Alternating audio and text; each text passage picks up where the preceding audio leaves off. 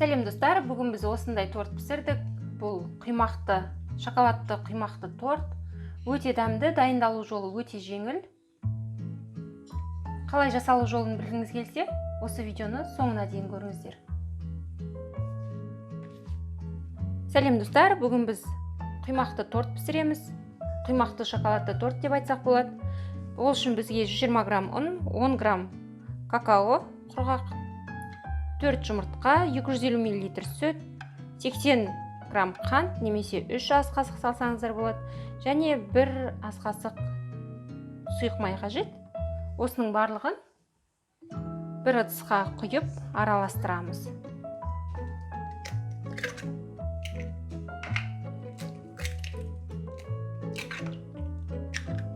Төрт жұмыртқаға қантымызды қосамыз, какаомызды қосамыз, ұнымызды қосамыз, сүтімізді қосып, ең алдымен миксердің көмегімен, миксерді іске қоспай, немесе шаншқымен араластырып аламыз.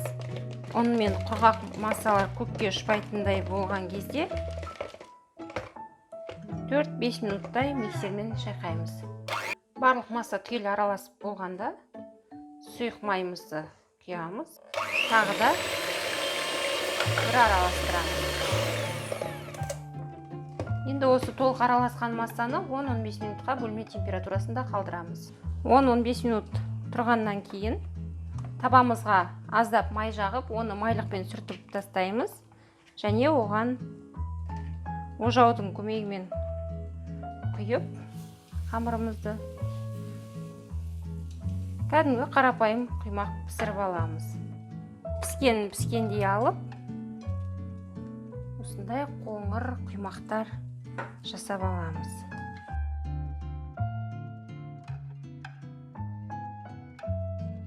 Біздің құймақтарымыз дайын.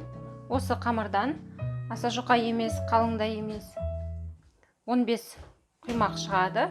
Әрі қарай кремін жасаймыз. Бұны суытуға қоямыз. Кремімізді дайындау үшін 150 грамм маскарпоне керек, 50 грамм қант, ақырында араластырып жібереміз. Қантын тағы болса жақсы. Егер бөлме температурасы немесе мұндағы крем жасайтын нәрселеріңіз жылы күйінде болатын болса, табанына мұзды қойып жасауларыңызға болады. Бірақ ыдыстардың барлығын мұздатқышқа салып, оны шығарып керек емес. Табанына салқын ет болсын, жаңағыдай пакетке салып, кез келген суық нәрсені қойуға болады. Лайфхак деп айтсақ болады. Араластырып болғаннан кейін 150 грамм клейгейді құямыз. Әрі қарай миксермен шайқаймыз. Айта кететін нәрсе, бұл крем ең минималды көлемі. Құймақтар өзіне кремді тартып алмайтындықтан, бұл кремді біз өте аз мөлшерде жағамыз. Қаласаңыз көптеу жағуға болады. Егер 1-2 сағаттық ішінде жинап тортты столға ұсынатын болсаңыз, ол жақсы қалыбын сақтамайды, сондықтан өте аз мөлшер жасаймыз. Егер 3-4-5 сағатқа дейін тоңазытқышқа қоятындай мүмкіндігіңіз болса, ол кезде кремді қалыңдау жағуға болады. Сонымен крем шайқаймыз. Креміміз дайын болды. Сіздерге айтқан кеңесімді өзімде қолданып, табанына мұздатқышта мұздап қатып тұрған мұз етті алып қоя қойдым. Бөлме себебі ыстық, жан-жағында пеш қосып отыр. Креміміз дайын. Енді тортымызды жинауға көшеміз. Ең алдымен тортты ұсынатын ыдысымызға аздап қана кремді жағып жібереміз. Крем жағылғаннан кейін ол жерге ең алғашқы құймағымызды саламыз және оны бетіне қаратып, ең алғашқы пісірген бетімен аламыз, саламыз. Сондай-ақ бізге тортты жинаған кезде 60 грамм Несквик тәтті какаосы қажет болады. Кремімізді салып, бетіне жұқалап жағамыз. Кремін жаққаннан кейін какаодан ақырын қасықпен сала отырып, мындай сүзгішпен бетіне сеуіп шығамыз. Келесілерінде дәл осы ретпен жинаймыз. Келесіден бастап алғашқы табанғы бетіне қаратып жинаймыз. Айта кететін нәрсе, егер дәл осындай тегіс айналмайтын ыдыста жинайтын болсаңыздар, бұның да астына суық нәрсе қойып қоюға болады. Қазір жаз мезгілі, ыстық. Сол кезде кремдеріңіз майға айналмай, өзінің қалпын сақтап, жақсы жағылады.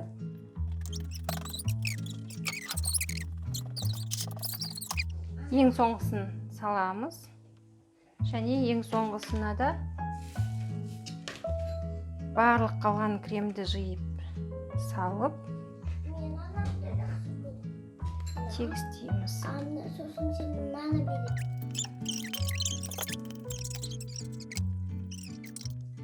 Жиегін бір тегістеп шығамыз.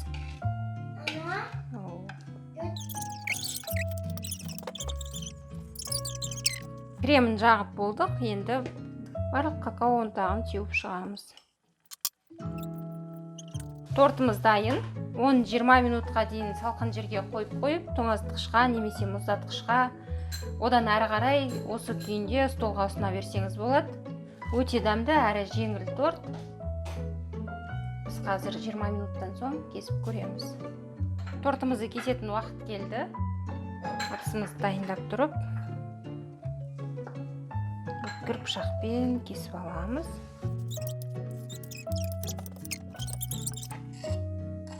Тәрелкемізге салып аламыз. Осындай тортымыз дайын, өте дәмді, тәбет ашатын, ерекше, кез келген қонағыңызды таңғалдыратын дәмі бар торт. Қазір біз қасықпен кесіп көрейік. Кішкене жұқарақ қасық керек сияқты.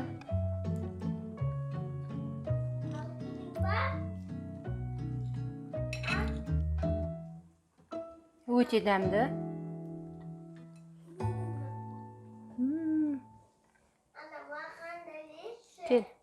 Келе ғой.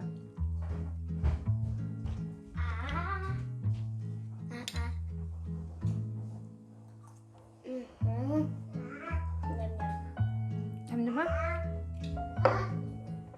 Қолыңда.